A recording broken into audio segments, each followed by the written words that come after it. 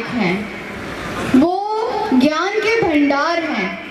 अगर मैं उनके बारे में चंद लाइनें कहना चाहूँ तो वो सबको साथ लेकर चलते हैं, वो सबको साथ लेकर चलते हैं, वो सबको गले से लगाकर चलते हैं।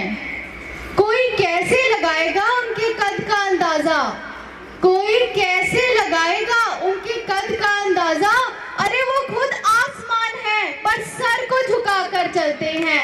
साथियों, जोरदार तालियों के साथ खड़े होकर स्टैंडिंग ओवेशन के साथ स्वागत करते हैं हम पैगाम के संस्थापक, बहुजनों के लीडर सरदार तेजिंदर सिंह झल्ले जी का। खड़े होकर जोरदार तालियों से स्वागत करते हैं हम।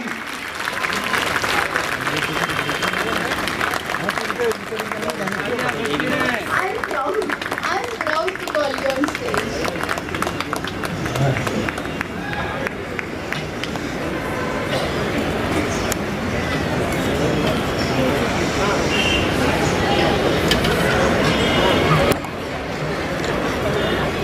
आज के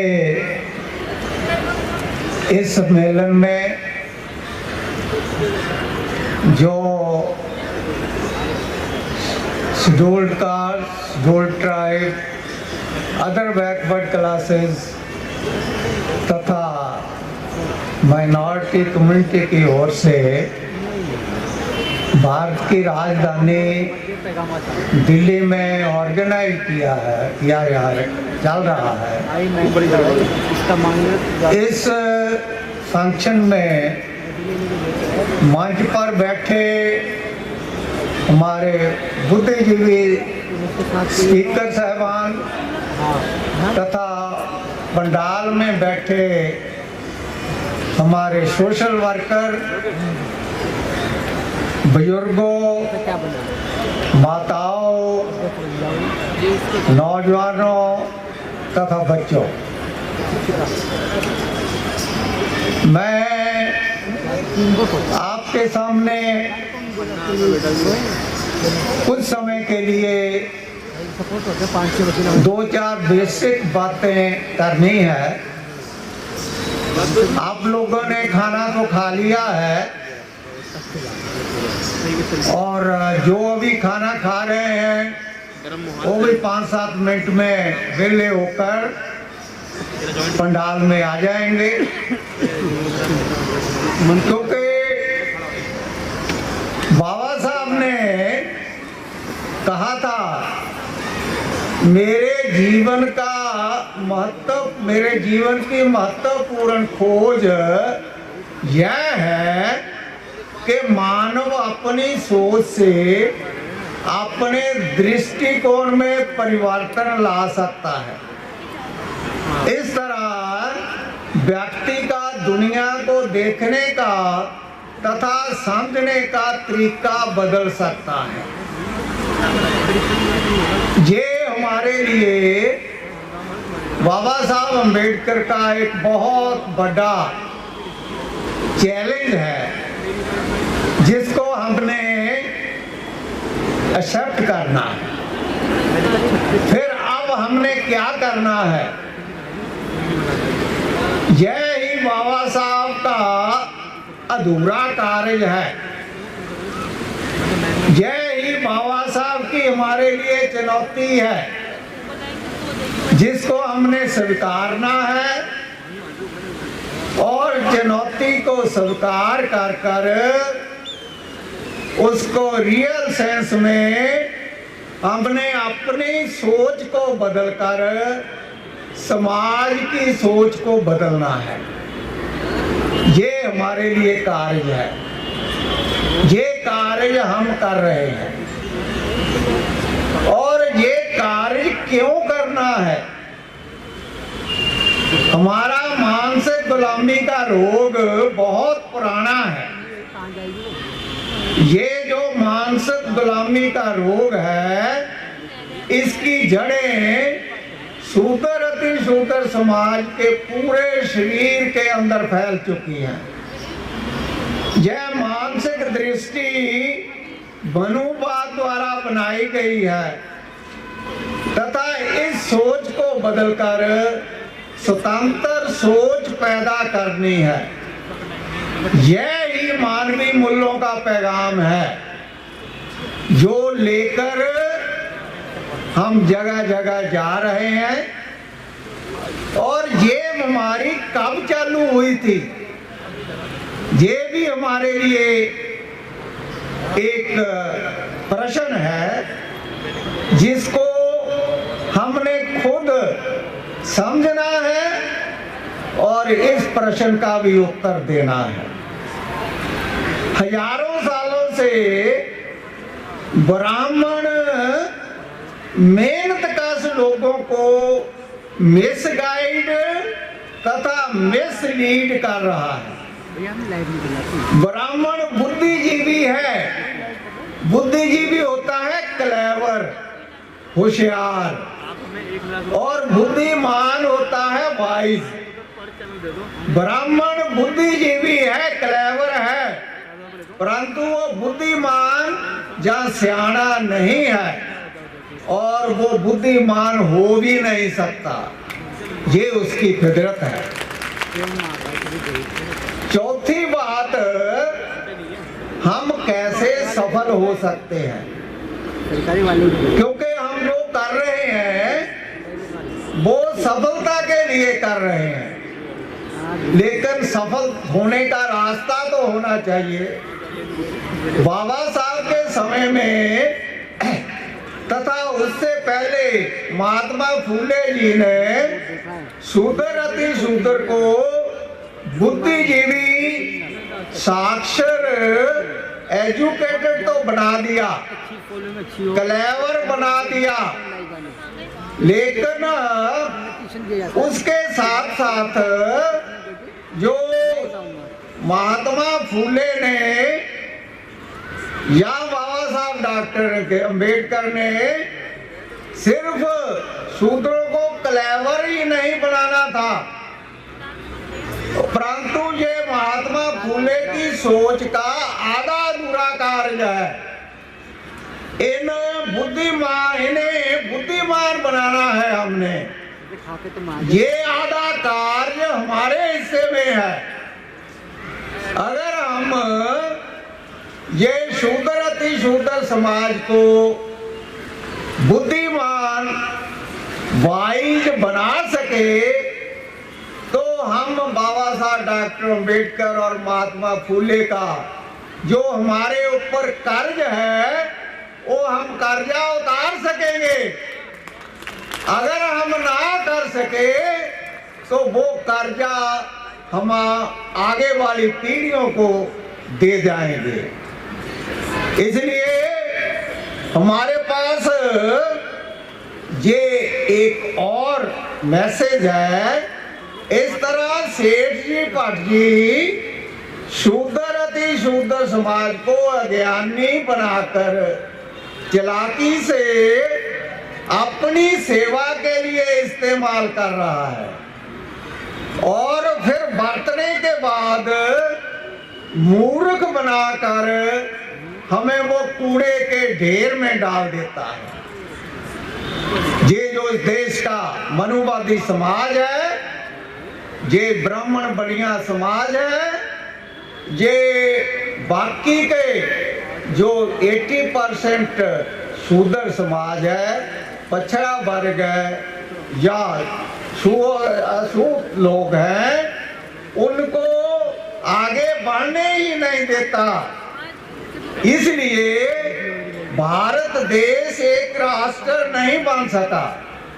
इस तरह शूद्र अति शूद्र समाज के मन में जाति पाति, अंधविश्वास, द्वेष, ईर्ष्या, घृणा, दुश्मनी तथा नरक स्वर्ग की सोच ही भर दी गई है। इस तरह देश एक राष्ट्र ना बन सका और अभी तक गुलामी झेल रहा है। और अब हम इंसानों जैसा जीवन कैसे जी सकते हैं?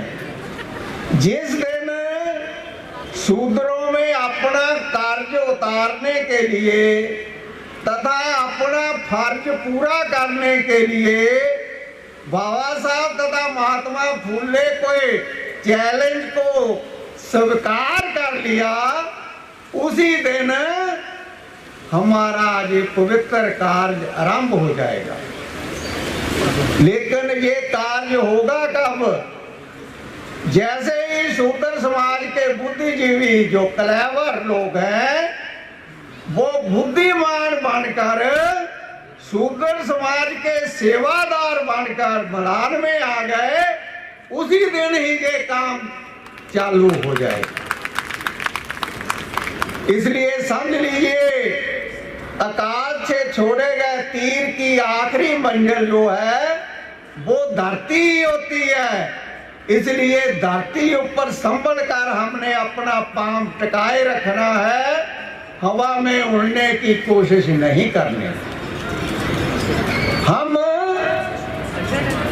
बहुत कोशिश कर रहे हैं, लेकिन हमारा पांव तिलकता जा रहा है, हर दहा गिर रहे हैं। पीछे पीछे चलना तो पेड़ों की आदत होती है, उनका ये चलन ही इरादों को तोड़ देता है। मुश्किल में यद्यपि जमाना छोड़ जाए, पक्का इरादा तो दरियाओं के रुख मोड़ देता है।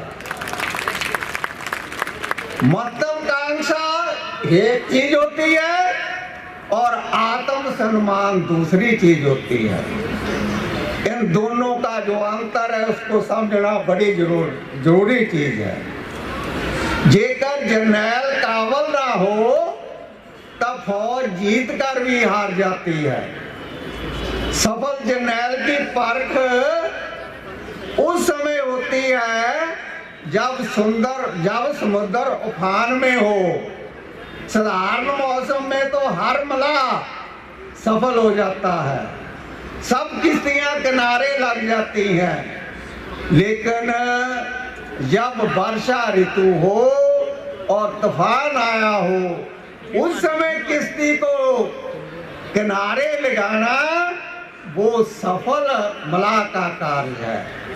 इसलिए हम आज जिस अवस्था में हैं, इस अवस्था में जे शूद्र अति शूद्र और पछड़ा वर्ग समाज को किनारे लाना और इनको सत्ता के लिए कॉम्पिटेंट बनाना, इनको अपने पांवों पर खड़ा करना, ये आज हमारी जिम्मेदारी बन जाती है।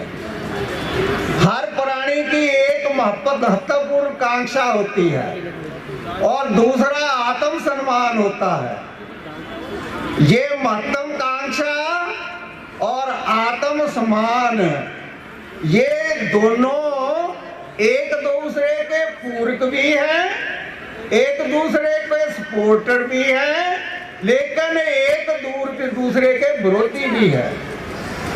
इसको समझना हमारे कार्यकर्ता के लिए बहुत जरूरी है। जब हम संस्था के साथ जुड़ते हैं तो बिगिनिंग में हमारे अंदर महत्वाकांक्षा होती है और हमारी महत्वाकांक्षा आत्म सम्मान से बहुत बड़ी होती है और बड़ी होनी चाहिए। तभी हम अपने समाज के बारे में सोचना शुरू करते हैं। जब हम संस्था के अंदर रहकर अपना काम करते हुए अपने साथियों को जय साबित कर देते हैं कि हम भी संस्था के लिए एक सौगात हैं, तब हमें जय साबित करने के लिए महत्वाकांक्षा की जगह एक जेतु टीम, एक कॉम्पिटेंट और विनिंग टीम तैयार करनी होती है। यह हमारे लिए आत्म सम्मान की पहल बन जाती है। जो महत्वाकांक्षा लेकर हम ऑर्गेनाइजेशन में आते हैं, उस महत्वाकांक्षा से ज्यादा इम्पोर्टेंट जब हमारा आत्म सम्मान बन जाता है, तब ही हम अपने साथियों को मंजिल तक पहुंचा सकते हैं। हमारे होनहार तथा उत्साहक मेंबर जो है वो यद्यपि पोजीशन या पैसे की तरफ से कमजोर भी हो, लेकिन फिर भी वो मेहनती, वफादारी तथा वचनबद्धता से पीछे के क्षेत्र में बहुत मजबूत होते हैं तथा हमें समझ लग जाती है कि वो किसी खैरात या पीठ के लिए कार्य नहीं कर रहे, आत्म सम्मान के लिए डटे हुए हैं। इधर जब हम आत्म सम्मान के लिए कार्य करना चालू कर देंगे तो फिर हमारी महत्वाकांक्षा हमारे से दूर हो जाएगी, क्योंकि पहले हम इधर महत्वाकांक्षा के लिए आते हैं, लेकिन जब हम अपना कार्य करते करते लिए लोगों को इकट्ठा कर कर आत्म सम्मान की बात उनको पढ़ा देते हैं, फिर हमारी महत्वाकांक्षा पीछे चले जाती है। इसलिए दोनों बातों को समझना बहुत जरूरी है। हमारी महत्वाकांक्षा हमारे आत्म सम्मान को सहयोग भी देती है और हमारी महत्वाकांक्षा साढ़े आत्म सम्मान को ठेस भी लगाती है। क्यों? तब ये कार्य होता है, जो समाज सेवी संस्था के वर्कर हैं वो आत्म सम्मान ही उनकी खून पसीने की कमाई होती है, इसको कभी भूलना नहीं चाहिए। वर्कर के आत्म सम्मान को ठेस नहीं लगनी चाहिए। यह ही एक काबिल लीडरशिप की परीक्षा है। हमने अपने वर्करों को उनके आत्म सम्मान के बारे में बताना है। और याद रहे, सोच की गरीबी कार्यकर्ताओं की महत्वाकांक्षा को बढ़ा देती है। अगर हमारी सोच छोटी है तो हम महत्वाकांक्षी बन जाते हैं, लेकिन इसके उल्ट अगर हमारी सोच अमीर है, स्ट्रॉन्ग है, तो फिर कार्यकर्ताओं को के लिए कार्यकर्ता के सामने हमारा सम्मान बढ़ जाता है। इसलिए दो चीजों का हमने ध्यान रखना है कि जहां हमने आत्म सम्मान को तैयार करना है, वहां पहले हमारी महत्वाकांक्षा होनी चाहिए। लेकिन जब हम आत्म सम्मान दूसरे लोगों का बढ़ाना है तो फिर हमारी महत्वाकांक्षा पीछे चले जानी चाहिए। लेकिन ये कब हमने महत्वाकांक्षा और आत्म सम्मान को इकट्ठा करना है, कब सेपरेट करना है, ये हम केडर कैंप के माध्यम से समय लगाकर अपने वर्कर्स को बताते रहते हैं। इसलिए एक योग आगू की वर्क टेस्ट जो होता है वो उसकी सोच ही होती है। अगर उसकी सोच पॉजिटिव है तो वो अपनी ऑर्गेनाइजेशन को आसमान तक चला सकता है, और अगर उसकी सोच निकम्मी है तो वो ऑर्गेनाइजेशन को धरती के नीचे ले जा सकता है। जब लीडर कार्यकर्ताओं की महत्वाकांक्षा तथा आत्म सम्मान को योग प्राथमिकता देता है, तब भी संस्था मंजिल की ओर बढ़ सकती है। जब हमारे लीडर कार्यकर्ता की महत्वाकांक्षा तथा आत्म सम्मान को राइट प्राथमिकता देने के समर्थ हो जाते हैं, तो संस्था दिन दुगनी तथा रात चौगुनी तरक्की करने के समर्थ हो जाती है। हमने अपने इर्द गिर्द के वातावरण को शुद्ध कर उसको अपनी सफलता के अनुकूल बनाना है, क्योंकि जो हमारा इन्वायरमेंट है, अगर इस इन्वायरमेंट को आप ठीक नहीं रखते तो हमारा चलना बहुत मुश्किल हो जाता है। अपने इर्द गिर्द के वातावरण को समझना तथा उसके प्रति सावधान रहना ये बहुत जरूरी है। हमने सावधान होना है लेकिन चिंतित नहीं होना। सावधान होने का अर्थ चिंतित फिक्रमंद होना नहीं है, लेकिन हम दोनों को रड़ा गड़ा कर देते हैं और चिंता में फंस जाते हैं। हम जैसी खुराक खाएंगे वैसा ही हमारा शरीर कमजोर या ताकतवर हो जाता है।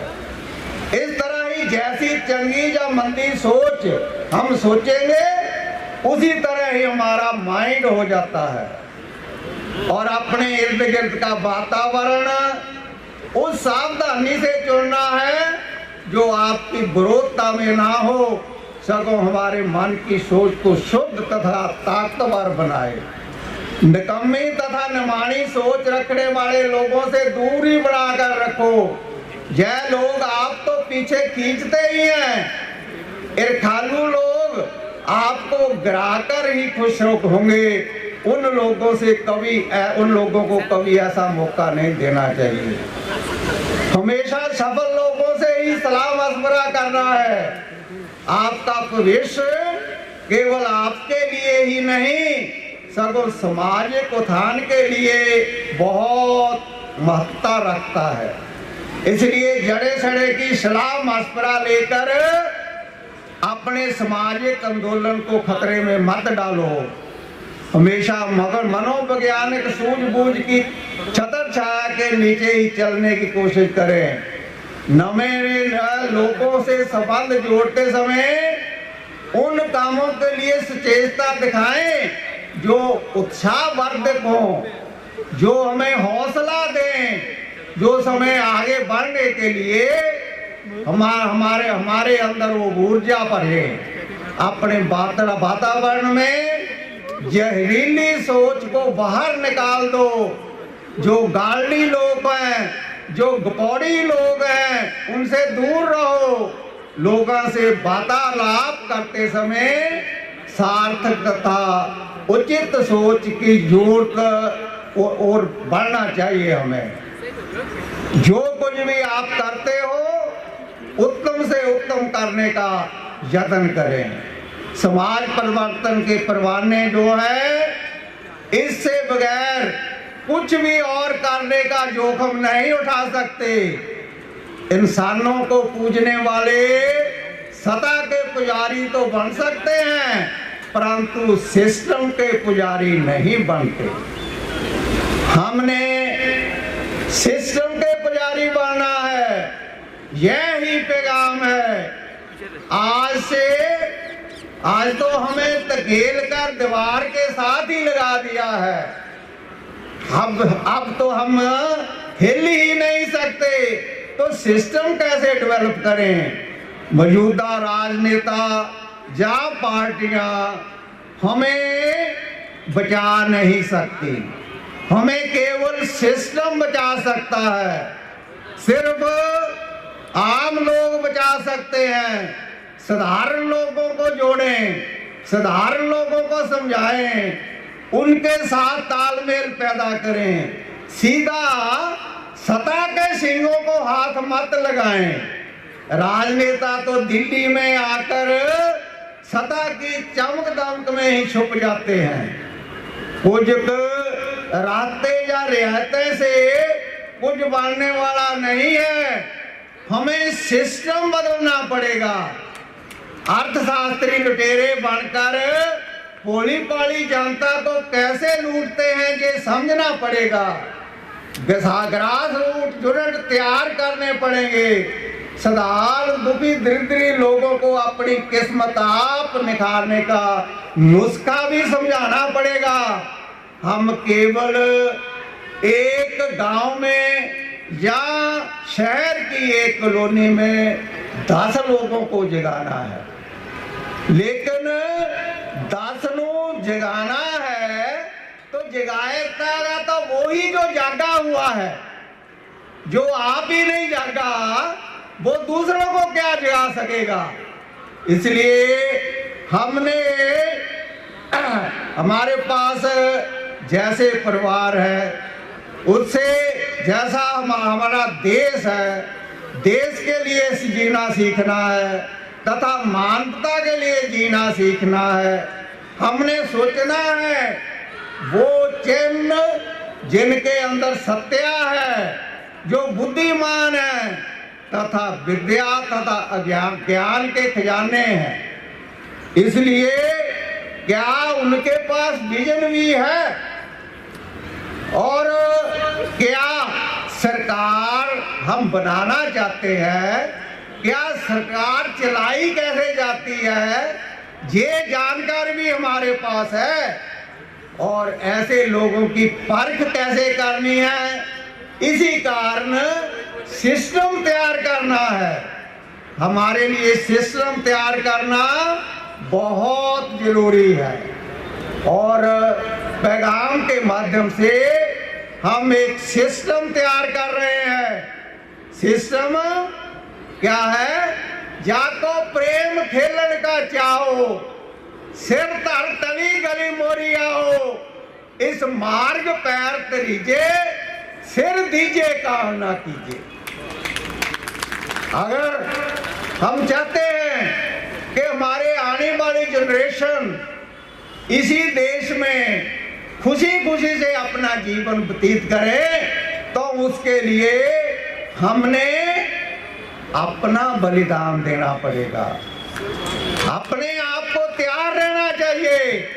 फरीद जी कहते हैं, फरीद थीदा जे तू मेरा हो रहे, सब जग तेरा होए, आप सवारे मैं मिलिया सुख होए। इसलिए अगर हम एक दूसरे के भालीवाल बन जाए, एक दूसरे के साथ तालमेल पैदा कर ले, एक दूसरे की तरह यार एक पॉइंट के ऊपर अपने आप को एकत्र कर ले, तो ये जरूरी है कि हम जो बाबा साहब डॉक्टर अम्बेडकर ने हमें रास्ता दिखाया था, उस रास्ते के ऊपर चलकर हम अपनी मंजिल पर पहुंच सकते हैं। दो चीजें होती हैं, एक आइडेंटिटी होती है, एक आइडियोलॉजी होती है। ये फर्स्ट लेवल पे हम आइडेंटिटी के माध्यम से आगे चलना है। अनुसूचित जाति तथा पछड़े वर्ग का जो इकट्ठ है होना, ये शांति की, प्रगति की तथा कौमियत का विषय है। ये इकट्ठ होते सार ही जिस वक्त जाति के आधार पर, आइडेंटिटी के आधार पर हमने इकट्ठे होने का बिगल बजा दिया, उसी दिन ही नजारे पर चोट बच जाएगी। उसी दिन इस देश के मनुवादी समाज को खतरा महसूस होना चालू हो जाएगा। अभी तो हम इकट्ठे होने का जो हमारा माध्यम है वो आइडेंटिटी है, लेकिन ये आइडेंटिटी एक पहचान का विषय है, लेकिन आइडियोलॉजी जो विचारधारा है उसका विषय नहीं है। जिस दिन ये जो विचारधारा का विषय बन गया, हमारी आइडेंटिटी जो है ये आइडियोलॉजी का विषय बन गया, उसी दिन तो टमके आ जाने बजने चालू हो जाएंगे, उसी दिन मनुवाद कोठड़ी में सिमटना चालू कर देगा, उसी दिन शूद्र अति शूद्र और उनके साथ माइनॉरिटी कम्युनिटी देश में पंगड़ा पाना चालू कर देगी उसी दिन। इसलिए मसला आइडियोलॉजी का है, आइडेंटिटी का नहीं है। ये बात हमने समझनी है।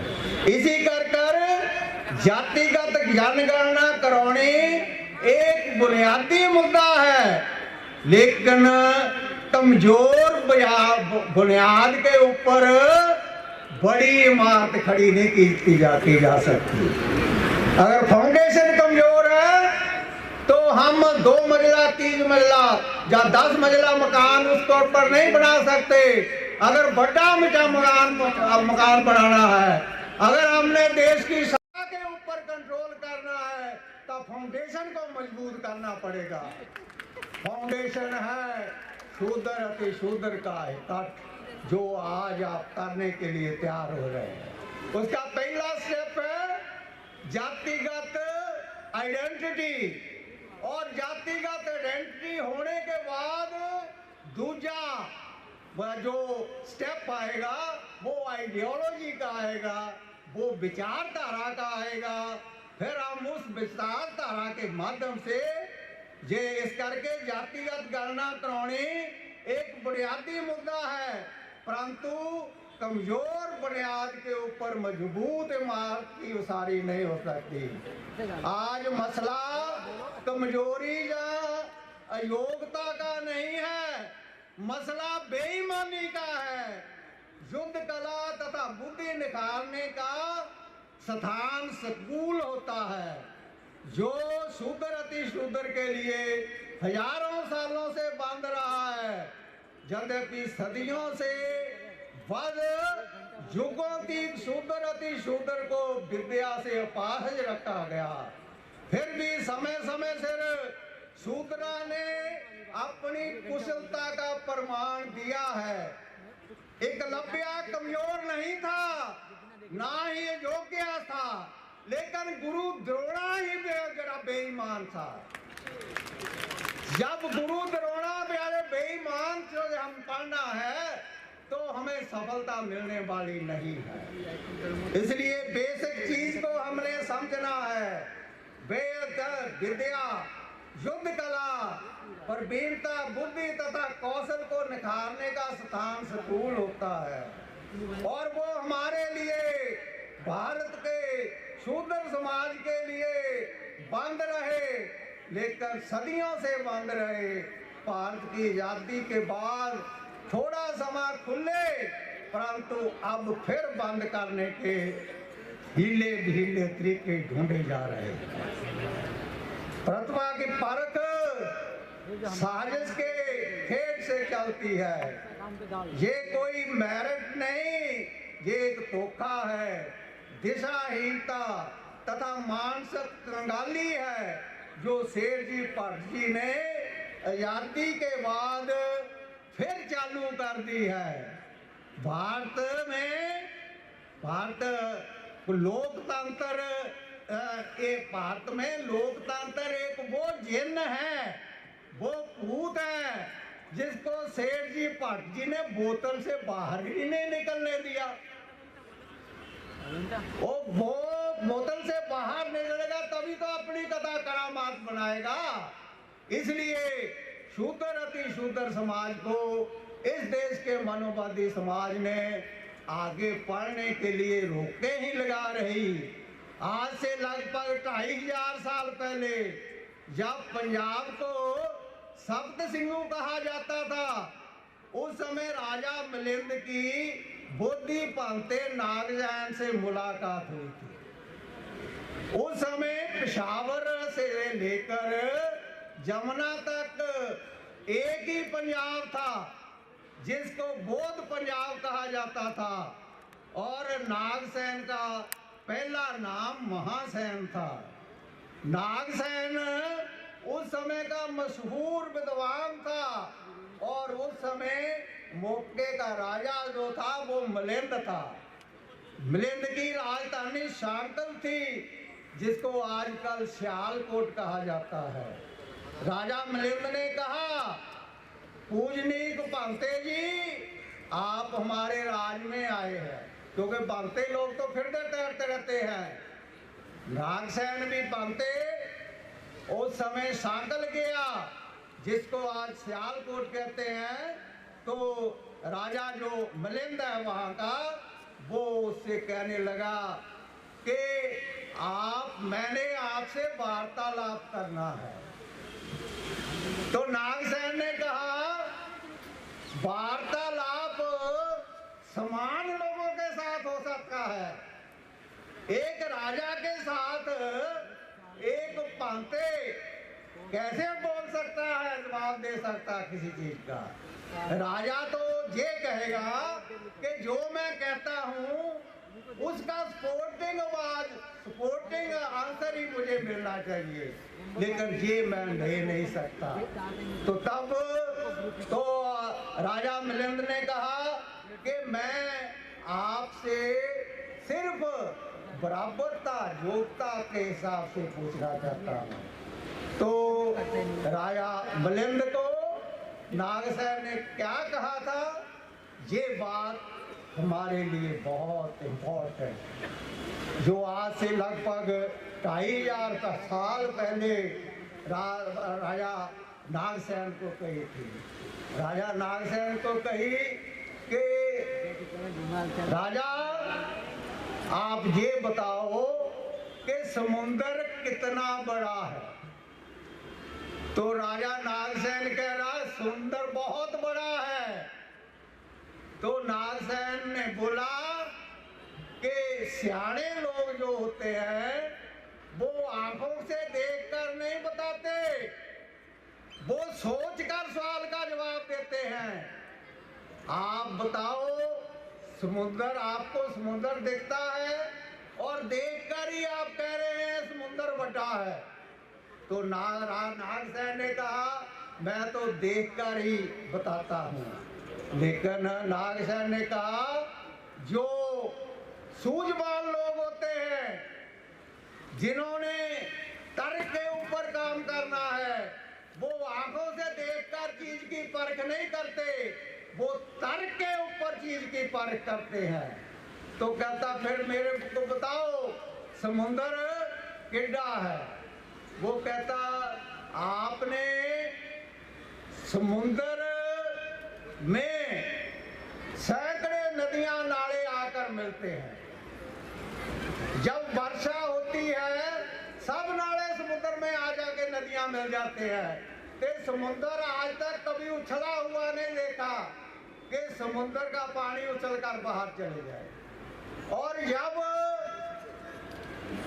गर्मी होती है, अत की गर्मी पड़ती है, सब नदियां नाले सूख जाते हैं, तालाब सूख जाते हैं, तो समुद्र कभी सूखता नहीं है।